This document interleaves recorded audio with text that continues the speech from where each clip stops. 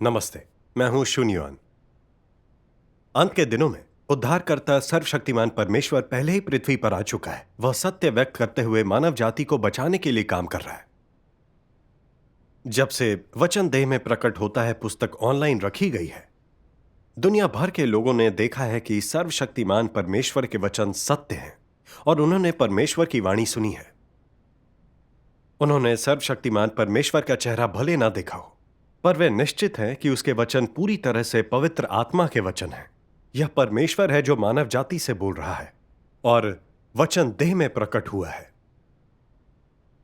उन्होंने अंततः मनुष्य के पुत्र का प्रकटन और कार्य देख लिया है और परमेश्वर के पद चिन्ह ढूंढ लिए हैं। रोमांचित होकर वे सभी समाचार साझा करने के लिए दौड़ पड़े हैं। सर्वशक्तिमान परमेश्वर को स्वीकार कर सिंहासन के सामने आ रहे हैं।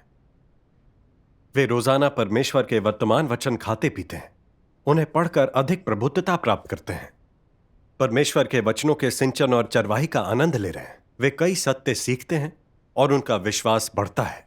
वे सर्वशक्तिमान परमेश्वर का नाम फैलाने के लिए दौड़ रहे हैं, गवाही दे रहे हैं कि उद्धारकर्ता मनुष्य को बचाने के लिए संसार में आ गया है।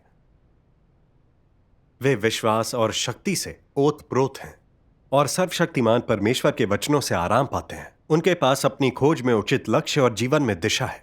वे परमेश्वर को अपना सब कुछ देते हुए उसकी गवाही दे रहे हैं। दुनिया भर में ज्यादा से ज्यादा लोग सच्चे मार्ग की खोज कर रहे हैं। अब जबकि सभी प्रकार की आपदाएं बरसने लगी हैं, हर व्यक्ति सच्चे मार्ग, पवित्र आत्मा के पद चिन्ह, उद्धारकर्ता के प्रकटन और कार्य की खोज करने के लिए बाध्य हो गया है। यह अपरिहार्य प्रवृत्ति है। दुनिया के हर देश के धार्मिक समुदायों में कई लोग सच्चे मार्ग को स्वीकार कर सर्वशक्तिमान परमेश्वर की ओर मुड़ रहे हैं। कई देशों में सर्वशक्तिमान परमेश्वर की कलीसिया स्थापित की जा रही है और यशायाह का यह पद साकार हो रहा है। अंत के दिनों में ऐसा होगा कि यहोवा के भवन का पर्वत सब पहाड़ों पर दृढ़ किया जाएगा और सब पहाड़ियों से अधिक ऊंचा किया जाएगा और हर जाति के लोग धारा के समान उसकी ओर चलेंगे। जबकि कई लोग सच्चे मार्ग की जांच कर रहे हैं और कुछ ऐसे भी हैं जिन्होंने पुष्टि तो की है कि सर्वशक्तिमान परमेश्वर के वचन सत्य हैं, अधिकार और शक्ति से भरे हैं, पर यह देखकर कि सर्वशक्तिमान परमेश्वर का रंग रूप सामान्य है, वह प्रभु यीशु के आध्यात्मिक स्वरूप में प्रकट नहीं हुआ और न ही संकेत और चमत्कार दिखाए हैं, वे इसी पर अटक कर उसे स्वीकार नहीं करते। कुछ लोगों को जरा भी शक नहीं कि सर्वशक्तिमान परमेश्वर के वचन सत्य हैं, लेकिन चूंकि वे बाइबल में दर्ज नहीं है, इसलिए उन्हें यकीन नहीं होता कि सर्वशक्तिमान परमेश्वर वापस आया प्रभु यीशु है। यहीं वे अटक जाते हैं और उसे स्वीकार नहीं करते। कुछ ऐसे लोग भी हैं जो स्वीकारते तो हैं कि सर्वशक्तिमान परमेश्वर के वचन सत्य हैं और उसी के हैं, लेकिन यह देखकर कि बाइबल कहती है यीशु मसीह कल और आज और युगानुयुग एक सा है, वे मानते हैं कि यीशु नाम कभी नहीं बदलेगा। वे सोचते हैं कि सर्वशक्तिमान परमेश्वर का नाम यीशु नहीं है और बाइबल में सर्वशक्तिमान परमेश्वर के नाम का उल्लेख नहीं, इसलिए वे यह स्वीकार नहीं करते कि वह लौटा हुआ उद्धार करता है। उन्हें लगता है कि सर्वशक्तिमान परमेश्वर को स्वीकारना प्रभु यीशु के साथ विश्वासघात होगा, इसलिए वे इस पर अटक कर उसे स्वीकार नहीं करते। इन तीनों स्थितियों की जड़ में सिर्फ और सिर्फ एक ही समस्या है। सर्वशक्तिमान परमेश्वर किसी सामान्य व्यक्ति की तरह दिखता है और वह जो कुछ भी कहता है वह सत्य है और शक्ति और अधिकार से युक्त है, लेकिन उसे यीशु नहीं कहा जाता और वह यीशु के आध्यात्मिक स्वरूप में प्रकट नहीं हुआ है, इसलिए वे सर्वशक्तिमान परमेश्वर को लौटा हुआ प्रभु यीशु नहीं मानेंगे। सिर्फ इंसानी धारणाओं और कल्पनाओं से इसे समझा जा सकता है, लेकिन परमेश्वर के प्रकटन और कार्य में ऐसे बड़े रहस्य हैं जिनकी मनुष्य था नहीं पा सकता। सत्य की खोज किए बिना और परमेश्वर के वचनों और कार्य के तथ्यों के अनुसार चीजें निर्धारित किए बिना व्यक्ति सही उत्तर नहीं पा सकता। बाइबल के शब्दों और अपनी धारणाओं से आंख मूंद कर चिपके रहने, सत्य व्यक्त करने वाले मसीह को स्वीकारने से इनकार करने के अकल्पनीय परिणाम होंगे। यह ठीक उन यहूदियों की तरह होगा जिन्होंने प्रभु यीशु के छुटकारे को नहीं स्वीकारा और शापित हुए। यह दर्दनाक सबक लंबे समय से हमारे सामने है।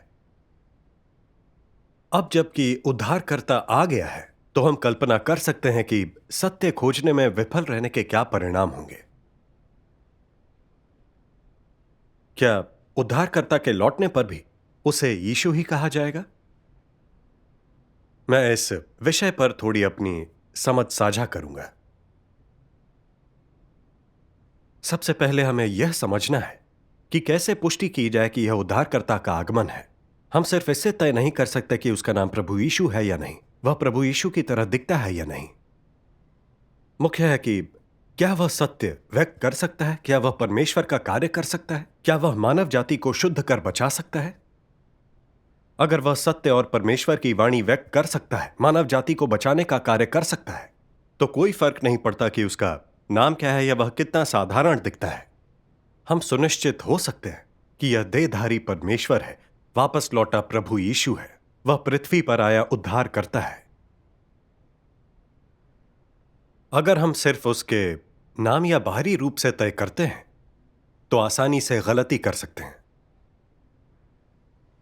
हम सभी जानते हैं कि परमेश्वर व्यवस्था के युग में यहोवा के नाम से और अनुग्रह के युग में यीशु के नाम से जाना जाता था।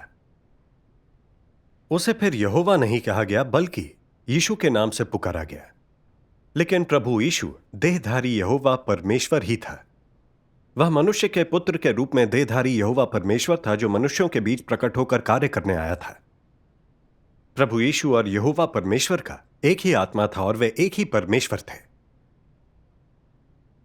प्रभु यीशु द्वारा प्रकट किए गए पश्चाताप के तरीके और राज्य के रहस्यों ने, साथ ही उसके छुटकारे के कार्य ने भी पूरी तरह से साबित कर दिया कि वह देहधारी परमेश्वर था, एक सच्चे परमेश्वर और उद्धारकर्ता का प्रकटन था। और यहूदी धर्म के लोग उस समय इसे देख नहीं पाए।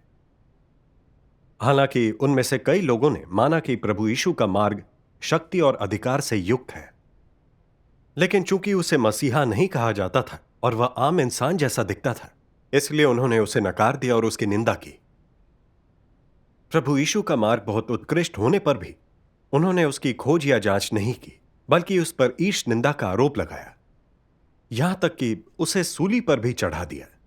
उन्हें परमेश्वर ने शापित और दंडित किया था। उनसे कहां गलती हुई?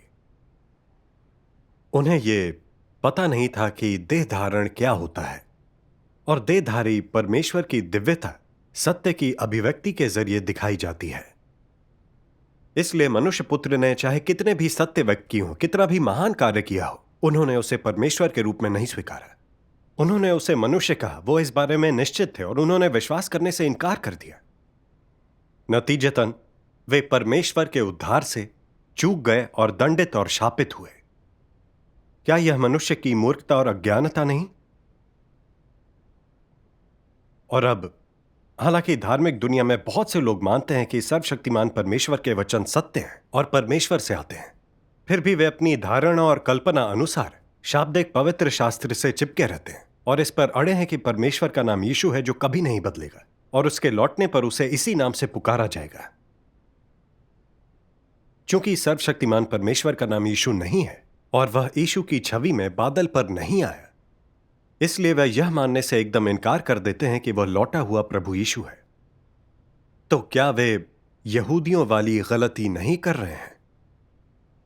नतीजतन उन्होंने अभी तक प्रभु का स्वागत नहीं किया है, इसलिए वे बड़ी आपदाओं में पड़ेंगे, अपनी छाती पीटेंगे, रोएंगे और अपने दांत पीसेंगे। प्रभु का स्वागत करने और आपदाओं से पहले स्वर्गारोहित होने की उनकी आशा चूर चूर हो जाएगी। क्या यह बात दुखद नहीं है? क्या यह सच है कि परमेश्वर का यीशु नाम कभी नहीं बदलेगा? क्या बाइबल और परमेश्वर के वचन इसका समर्थन करते हैं? असल में बाइबल ने बहुत पहले भविष्यवाणी कर दी थी कि प्रभु एक नए नाम से आएगा। यशायाह स्पष्ट भविष्यवाणी करता है। तब जाति जाति के लोग तेरा धर्म और सब राजा तेरी महिमा देखेंगे, और तेरा एक नया नाम रखा जाएगा जो यहोवा के मुख से निकलेगा। और प्रकाशित वाक्य कहता है, जो जय पाए उसे मैं अपने परमेश्वर के मंदिर में एक खंबा बनाऊंगा, और वह फिर कभी बाहर ना निकलेगा। और मैं अपने परमेश्वर का नाम और अपने परमेश्वर के नगर अर्थात नए यरूशलेम का नाम जो मेरे परमेश्वर के पास से स्वर्ग पर से उतरने वाला है, और अपना नया नाम उस पर लिखूंगा। इन दोनों पदों में स्पष्ट रूप से परमेश्वर का एक नया नाम होने का उल्लेख है, क्योंकि यह एक नया नाम है जो उसने पहले कभी नहीं रखा था। यह निश्चित है कि जब प्रभु लौटेगा तो उसे यीशु नहीं कहा जाएगा। फिर उसका नया नाम क्या है? यह सर्वशक्तिमान परमेश्वर है। यह प्रकाशित वाक्य की भविष्यवाणी के अनुरूप है। प्रभु परमेश्वर जो है और जो था और जो आने वाला है, जो सर्वशक्तिमान है, यह कहता है, मैं ही अल्फा और ओमेगा हूं। हालेलुया! क्योंकि प्रभु हमारा परमेश्वर सर्वशक्तिमान राज्य करता है। और प्रकाशित वाक्य 4:8, 11:17 और 16:7 जैसे अन्य कई पदों में सर्वशक्तिमान नाम का उल्लेख किया गया है। जब प्रभु अंत के दिनों में लौटता है तो उसे सर्वशक्तिमान परमेश्वर कहा जाता है, और इसमें कोई शक नहीं है। यह विश्वास कि परमेश्वर का यीशु नाम कभी नहीं बदलेगा, कि अंत के दिनों का हमारा उद्धारकर्ता यीशु कहलाएगा, पूरी तरह से एक इंसानी धारणा है जो वास्तविकता के जरा भी अनुरूप नहीं है। यहां कुछ लोग ऐसा पूछ सकते हैं कि परमेश्वर अपना नाम क्यों बदलेगा? इसके पीछे क्या अर्थ है? सर्वशक्तिमान परमेश्वर ने सत्य के ये सभी रहस्य प्रकट किए हैं। समझने के लिए सर्वशक्तिमान परमेश्वर के वचनों को देखें। सर्वशक्तिमान परमेश्वर कहते हैं, कुछ लोग कहते हैं कि परमेश्वर का नाम नहीं बदलता, तो फिर यहोवा का नाम यीशु क्यों हो गया? यह भविष्यवाणी की गई थी कि मसीहा आएगा, तो फिर यीशु नाम का एक व्यक्ति क्यों आ गया? परमेश्वर का नाम क्यों बदल गया? क्या इस तरह का कार्य काफी समय पहले नहीं किया गया था? क्या परमेश्वर आज नया कार्य ना करे? कल का कार्य बदला जा सकता है, और यीशु का कार्य यहोवा के कार्य के बाद आ सकता है। तो क्या यीशु के कार्य के बाद कोई अन्य कार्य नहीं हो सकता? यदि यहोवा का नाम बदलकर यीशु हो सकता है, तो क्या यीशु का नाम भी नहीं बदला जा सकता? इसमें कुछ भी असामान्य नहीं है। बात केवल इतनी सी है कि लोग बहुत सरल दिमाग के हैं। परमेश्वर हमेशा परमेश्वर ही रहेगा, चाहे उसका काम कैसे भी बदले, चाहे उसका नाम कैसे भी बदल जाए, लेकिन उसका स्वभाव और बुद्धि कभी नहीं बदलेगी। यदि तुम्हें लगता है कि परमेश्वर को केवल यीशु के नाम से ही पुकारा जा सकता है, तो फिर तुम्हारा ज्ञान बहुत सीमित है। प्रत्येक युग में परमेश्वर नया कार्य करता है और उसे एक नए नाम से बुलाया जाता है। वह भिन्न भिन्न युगों में एक ही कार्य कैसे कर सकता है? वह पुराने से कैसे चिपका रह सकता है? यीशु का नाम छुटकारे के कार्य के वास्ते लिया गया था, तो क्या जब वह अंत के दिनों में लौटेगा तब भी उसे उसी नाम से बुलाया जाएगा? क्या वह अभी भी छुटकारे का कार्य करेगा? ऐसा क्यों है कि यहोवा और यीशु एक ही हैं, फिर भी उन्हें भिन्न भिन्न युगों में भिन्न भिन्न नामों से बुलाया जाता है? क्या यह इसलिए नहीं है क्योंकि उनके कार्य के युग भिन्न भिन्न हैं? क्या केवल एक नाम परमेश्वर का उसकी संपूर्णता में प्रतिनिधित्व कर सकता है?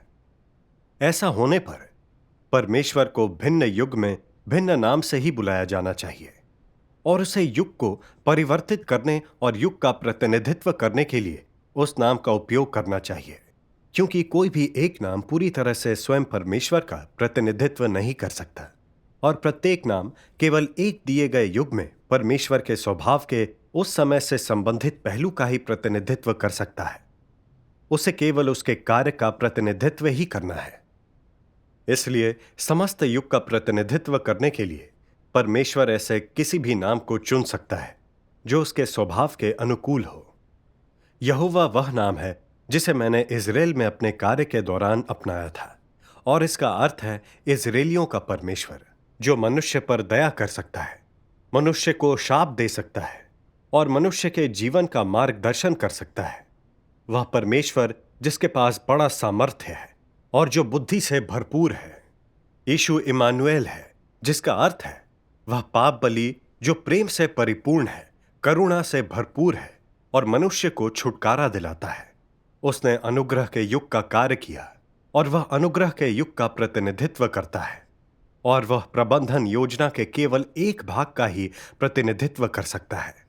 केवल यीशु ही मानव जाति को छुटकारा दिलाने वाला है, और वह वो पाप बलि है जिसने मानव जाति को पाप से छुटकारा दिलाया है। कहने का तात्पर्य यह है कि यीशु का नाम अनुग्रह के युग से आया और अनुग्रह के युग में छुटकारे के कार्य के कारण विद्यमान रहा। यीशु का नाम अनुग्रह के युग के लोगों को पुनर्जन्म दिए जाने और बचाए जाने के लिए अस्तित्व में आया, और वह पूरी मानव जाति के उद्धार के लिए एक विशेष नाम है। यदि मनुष्य अब भी अंत के दिनों के दौरान उद्धारकर्ता यीशु के आगमन की अभिलाषा करता है और उसके अब भी उसी छवि में आने की अपेक्षा करता है जो उसने यहूदिया में अपनाई थी, तो 6000 साल की संपूर्ण प्रबंधन योजना छुटकारे के युग में रुक गई होती और आगे प्रगति ना कर पाती। इतना ही नहीं, अंत के दिनों का आगमन कभी ना होता और युग का समापन कभी ना किया जा सकता। ऐसा इसलिए है क्योंकि उद्धारकर्ता यीशु सिर्फ मानव जाति के छुटकारे और उद्धार के लिए है। यीशु नाम मैंने अनुग्रह के युग के सभी पापियों की खातिर अपनाया था, और यह वह नाम नहीं है जिसके द्वारा मैं पूरी मानव जाति को समापन पर ले जाऊंगा। यद्यपि यहोवा, यीशु और मसीहा सभी मेरे पवित्र आत्मा का प्रतिनिधित्व करते हैं, किंतु ये नाम केवल मेरी प्रबंधन योजना के विभिन्न युगों के द्योतक हैं और मेरी संपूर्णता में मेरा प्रतिनिधित्व नहीं करते। पृथ्वी पर लोग मुझे जिन नामों से पुकारते हैं वे मेरे संपूर्ण स्वभाव और स्वरूप को व्यक्त नहीं कर सकते। वे मात्र अलग अलग नाम हैं जिनके द्वारा मुझे विभिन्न युगों के दौरान पुकारा जाता है। और इसलिए जब अंतिम युग, अंत के दिनों के युग का आगमन होगा तो मेरा नाम पुनः बदल जाएगा। मुझे यहोवा या यीशु नहीं कहा जाएगा, मसीहा तो कदापि नहीं। मुझे सामर्थ्यवान स्वयं सर्वशक्तिमान परमेश्वर कहा जाएगा, और इस नाम के तहत ही मैं समस्त युग का समापन करूंगा। अब मुझे लगता है कि हम परमेश्वर के नाम बदलने का महत्व समझ सकते हैं। परमेश्वर हमेशा नया रहता है, कभी पुराना नहीं होता, और उसका कार्य हमेशा आगे बढ़ रहा है। जैसे जैसे युग और उसका कार्य बदलता है, उसका नाम भी बदलता है। अपने कार्य के प्रत्येक चरण के साथ, प्रत्येक नए युग के साथ परमेश्वर विशेष अर्थ वाला एक नाम अपनाता है जो उसके द्वारा किए जा रहे कार्य और उस युग के लिए व्यक्त उसके स्वभाव को दर्शाता है। यह समझकर हम परमेश्वर को केवल यहोवा और यीशु दो नामों में सीमित नहीं करेंगे। हम परमेश्वर को अपनी धारणाओं और कल्पनाओं में सीमित नहीं करेंगे। हम जानते हैं कि परमेश्वर के स्वरूप में सभी चीजें समाहित हैं। वह पूर्णतः बुद्धिमान और सर्वशक्तिमान है। कोई इंसानी भाषा इसे व्यक्त नहीं कर सकती। तो एक या दो नाम कैसे कर सकते हैं? इस तरह कोई भी नाम पूरी तरह से परमेश्वर के स्वरूप को नहीं दर्शा सकता। इसीलिए परमेश्वर हर युग के लिए अलग नाम अपनाता है। व्यवस्था के युग में परमेश्वर को यहोवा कहा गया और उसने उसी नाम से व्यवस्था और आज्ञाएं जारी की। उसने मानव जाति का मार्गदर्शन किया, उन्हें बताया कि पाप क्या है, उन्हें कैसे जीना चाहिए, कैसे उसकी आराधना करनी चाहिए। परमेश्वर ने व्यवस्था के युग के लिए यहोवा नाम निर्धारित किया था, और यह केवल उस युग के उसके कार्य और उसके द्वारा उस युग में व्यक्त दया, प्रताप और कोप के उसके स्वभावों को दर्शाता था। व्यवस्था के युग के अंत में लोग शैतान द्वारा अधिकाधिक भ्रष्ट होते गए, अधिकाधिक पापी होते गए। व्यवस्था का पालन नहीं होता था। नतीजतन व्यवस्था उनकी निंदा करती और उन्हें मौत के घाट उतार देती। मानव जाति को छुटकारा दिलाने के लिए परमेश्वर मनुष्य के पुत्र के रूप में स्वयं देह बना। उसने यीशु के नाम से छुटकारे का कार्य किया। उसने अनुग्रह के युग की शुरुआत की और व्यवस्था के युग का अंत किया। प्रभु यीशु ने मानव जाति को पश्चाताप का मार्ग दिया और हमारे पाप क्षमा किए, हमें शांति, आनंद और अविश्वसनीय अनुग्रह प्रदान किया। अंततः पूरी मानव जाति को छुटकारा दिलाते हुए उसे सूली पर चढ़ा दिया। यीशु अनुग्रह के युग के लिए परमेश्वर का निर्धारित नाम था, जो उसके प्रेम और दया के स्वभाव के साथ साथ उस युग के लिए उसके छुटकारे के कार्य को दिखाता था। परमेश्वर के कार्य के इन दो चरणों से हम देख सकते हैं कि उसके प्रत्येक नाम का एक विशेष महत्व है। वे उस युग के लिए परमेश्वर के कार्य और स्वभाव का प्रतिनिधित्व करते हैं। आइए इस पर बात करें।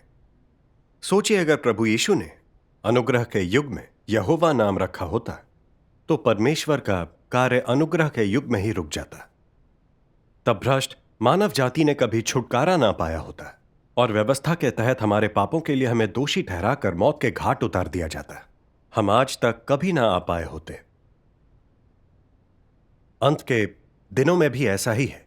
प्रभु यीशु अगर यीशु के नाम से ही लौटता तो परमेश्वर का कार्य केवल छुटकारे के चरण में रहता और लोग केवल प्रभु यीशु के छुटकारे और पापों की क्षमा ही प्राप्त कर पाते। हम सबकी पापी प्रकृति का समाधान नहीं हो पाता। पाप से बचने और शुद्ध होने का कोई रास्ता ना होता और हम कभी भी स्वर्ग के राज्य के योग्य ना बन पाते। प्रभु यीशु ने अंत के दिनों में अपनी वापसी की भविष्यवाणी की थी कि वह सत्य व्यक्त करेगा और मानव जाति को शुद्ध करने न्याय का कार्य करेगा। मानव जाति को पाप से पूरी तरह बचाएगा और हमें परमेश्वर के राज्य में ले जाएगा।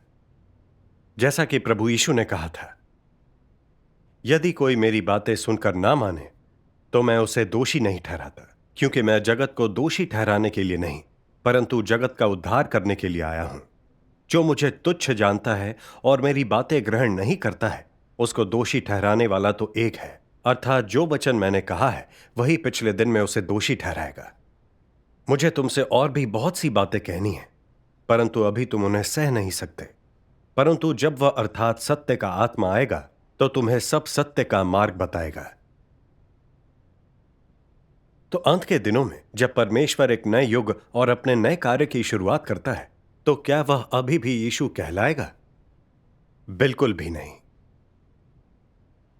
प्रभु यीशु अंत के दिनों में सर्वशक्तिमान परमेश्वर के रूप में कार्य करने लौटा है। उसने राज्य के युग की शुरुआत और अनुग्रह के युग का अंत किया है। वह परमेश्वर के घर से शुरू होने वाले नए कार्य के लिए सत्य व्यक्त करता है ताकि मानव जाति को पाप और शैतान की ताकतों से पूरी तरह से बचा सके और विजेताओं का एक समूह बना सके। वह आपदाओं से दुष्टों को दंडित करेगा और भलों को पुरस्कृत करेगा। अंधकार और बुराई से युक्त पुराने युग को मिटा देगा और तब पृथ्वी पर मसीह का राज्य साकार होगा। यह प्रकाशित वाक्य की इन भविष्यवाणियों को पूरा करता है। प्रभु परमेश्वर जो है और जो था और जो आने वाला है, जो सर्वशक्तिमान है, यह कहता है कि मैं ही अल्फा और ओमेगा हूं। हालेलुया, क्योंकि प्रभु हमारा परमेश्वर सर्वशक्तिमान राज्य करता है। सर्वशक्तिमान परमेश्वर कहते हैं, मैं कभी यहोवा के नाम से जाना जाता था, मुझे मसीहा भी कहा जाता था और लोग कभी मुझे प्यार और सम्मान से उद्धारकर्ता यीशु भी कहते थे। किंतु आज मैं वह यहोवा या यीशु नहीं हूं जिसे लोग बीते समयों में जानते थे। मैं वह परमेश्वर हूं जो अंत के दिनों में वापस आया है, वह परमेश्वर जो युग का समापन करेगा। मैं स्वयं परमेश्वर हूं जो अपने संपूर्ण स्वभाव से परिपूर्ण और अधिकार, आदर और महिमा से भरा पृथ्वी के छोरों से उदित होता है। लोग कभी मेरे साथ संलग्न नहीं हुए हैं, उन्होंने मुझे कभी जाना नहीं है और वे मेरे स्वभाव से हमेशा अनभिज्ञ रहे हैं। संसार की रचना के समय से लेकर आज तक एक भी मनुष्य ने मुझे नहीं देखा है। यह वही परमेश्वर है जो अंत के दिनों के दौरान मनुष्यों पर प्रकट होता है, किंतु मनुष्यों के बीच में छिपा हुआ है। वह सामर्थ्य से भरपूर और अधिकार से लबालब भरा हुआ है। दहकते हुए सूर्य और धधकती हुई आग के समान सच्चे और वास्तविक रूप में मनुष्यों के बीच निवास करता है। ऐसा एक भी व्यक्ति या चीज नहीं है जिसका मेरे वचनों द्वारा न्याय नहीं किया जाएगा, और ऐसा एक भी व्यक्ति या चीज नहीं है जिसे जलती आग के माध्यम से शुद्ध नहीं किया जाएगा। अंततः मेरे वचनों के कारण सारे राष्ट्र धन्य हो जाएंगे और मेरे वचनों के कारण टुकड़े टुकड़े भी कर दिए जाएंगे। इस तरह अंत के दिनों के दौरान सभी लोग देखेंगे कि मैं ही वह उद्धार करता हूं जो वापस लौट आया है, और मैं ही वह सर्वशक्तिमान परमेश्वर हूं जो समस्त मानव जाति को जीतता है। और सभी देखेंगे कि मैं ही एक बार मनुष्य के लिए पाप बलि था, किंतु अंत के दिनों में मैं सूर्य की ज्वाला भी बन जाता हूं जो सभी चीजों को जला देती है, और साथ ही मैं धार्मिकता का सूर्य भी बन जाता हूं जो सभी चीजों को प्रकट कर देता है। अंत के दिनों में यह मेरा कार्य है। मैंने इस नाम को इसलिए अपनाया और मेरा यह स्वभाव इसलिए है ताकि सभी लोग देख सकें कि मैं एक धार्मिक परमेश्वर हूं, दहकता हुआ सूर्य हूं और धधकती हुई ज्वाला हूं, और ताकि सभी मेरी एक सच्चे परमेश्वर की आराधना कर सकें और ताकि वे मेरे असली चेहरे को देख सकें। मैं केवल इजरायलियों का परमेश्वर नहीं हूं, और मैं केवल छुटकारा दिलाने वाला नहीं हूं। मैं समस्त आकाश, पृथ्वी और महासागरों के सारे प्राणियों का परमेश्वर हूं। सर्वशक्तिमान परमेश्वर के वचन एकदम स्पष्ट है।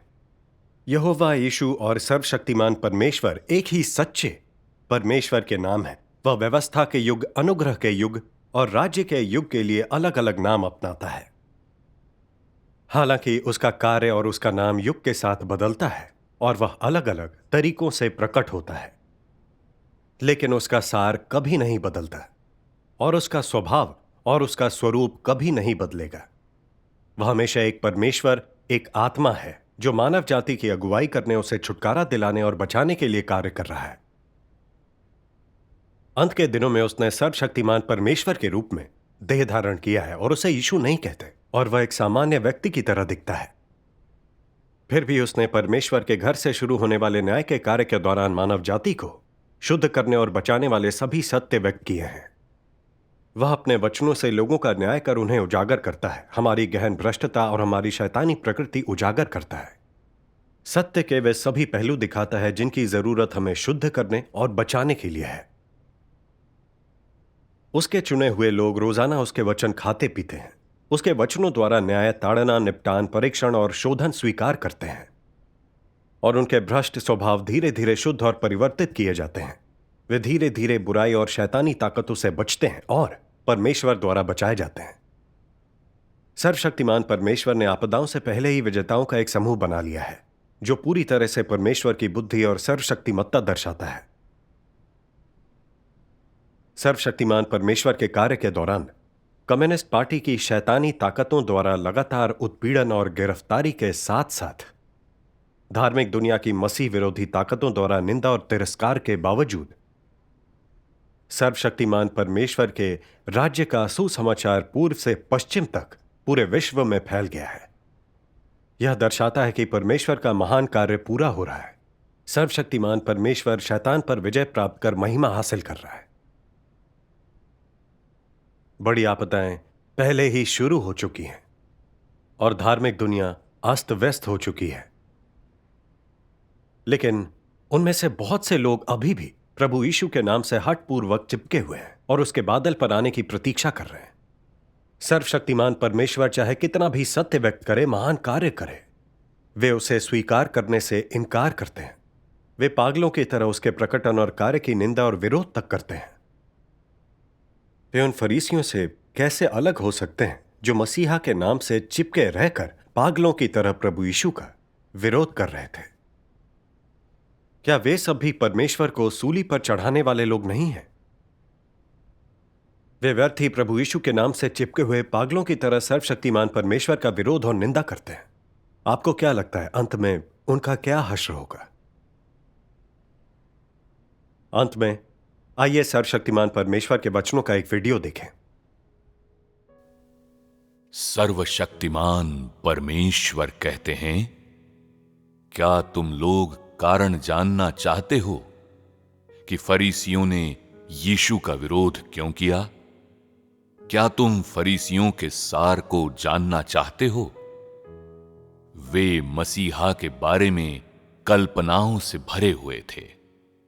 इससे भी ज्यादा उन्होंने केवल इस पर विश्वास किया कि मसीहा आएगा, फिर भी जीवन का सत्य अनुसरण नहीं किया। इसलिए वे आज भी मसीहा की प्रतीक्षा करते हैं, क्योंकि उन्हें जीवन के मार्ग के बारे में कोई ज्ञान नहीं है और नहीं जानते कि सत्य का मार्ग क्या है। तुम लोग क्या कहते हो? ऐसे मूर्ख, हठधर्मी और अज्ञानी लोग परमेश्वर का आशीष कैसे प्राप्त करेंगे? वे मसीहा को कैसे देख सकते हैं? उन्होंने यीशु का विरोध किया क्योंकि वे पवित्र आत्मा के कार्य की दिशा नहीं जानते थे, क्योंकि वे यीशु द्वारा बताए गए सत्य के मार्ग को नहीं जानते थे, और इसके अलावा क्योंकि उन्होंने मसीहा को नहीं समझा था। और चूंकि उन्होंने मसीहा को कभी नहीं देखा था और कभी मसीहा के साथ नहीं रहे थे, उन्होंने मसीहा के बस नाम के साथ चिपके रहने की गलती की, जबकि हर मुमकिन ढंग से मसीहा के सार का विरोध करते रहे। ये फरीसी सार रूप से हठधर्मी एवं अभिमानी थे और सत्य का पालन नहीं करते थे।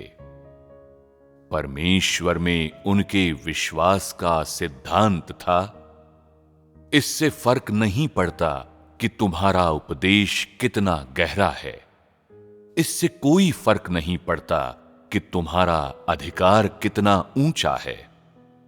जब तक तुम्हें मसीहा नहीं कहा जाता, तुम मसीह नहीं हो। क्या यह सोच हास्यास्पद और बेतुकी नहीं है? मैं तुम लोगों से आगे पूछता हूं, क्या तुम लोगों के लिए वो गलतियां करना बेहद आसान नहीं जो बिल्कुल आरंभ के फरीसियों ने की थीं? क्योंकि तुम लोगों के पास यीशु की थोड़ी भी समझ नहीं है। क्या तुम सत्य का मार्ग जानने योग्य हो? क्या तुम सचमुच विश्वास दिला सकते हो कि तुम मसीह का विरोध नहीं करोगे? क्या तुम पवित्र आत्मा के कार्य का अनुसरण करने योग्य हो? यदि तुम नहीं जानते कि तुम मसीह का विरोध करोगे या नहीं, तो मेरा कहना है कि तुम पहले ही मौत की कगार पर जी रहे हो। जो लोग मसीहा को नहीं जानते थे, वे सभी यीशु का विरोध करने, यीशु को अस्वीकार करने, उसे बदनाम करने में सक्षम थे। जो लोग यीशु को नहीं समझते, वे सब उसे अस्वीकार करने एवं उसे बुरा भला कहने में सक्षम हैं। इसके अलावा वे यीशु के लौटने को शैतान द्वारा किए गए धोखे की तरह देखने में सक्षम हैं, और अधिकांश लोग देह में लौटे यीशु की निंदा करेंगे। क्या इस सब से तुम लोगों को डर नहीं लगता?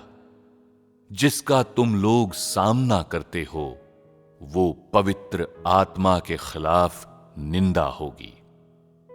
कलीसियाओं के लिए कहे गए पवित्र आत्मा के वचनों का विनाश होगा, और यीशु द्वारा व्यक्त किए गए समस्त वचनों को ठुकराना होगा। यदि तुम लोग इतने संभ्रमित हो, तो यीशु से क्या प्राप्त कर सकते हो? यदि तुम हठपूर्वक अपनी गलतियां मानने से इनकार करते हो, तो श्वेत बादल पर यीशु के देह में लौटने पर तुम लोग उसके कार्य को कैसे समझ सकते हो? मैं तुम लोगों को ये बताता हूं, जो लोग सत्य स्वीकार नहीं करते, फिर भी अंधों की तरह श्वेत बादलों पर यीशु के आगमन का इंतजार करते हैं, निश्चित रूप से पवित्र आत्मा के खिलाफ निंदा करेंगे। और ये वे वर्ग हैं जो नष्ट किए जाएंगे।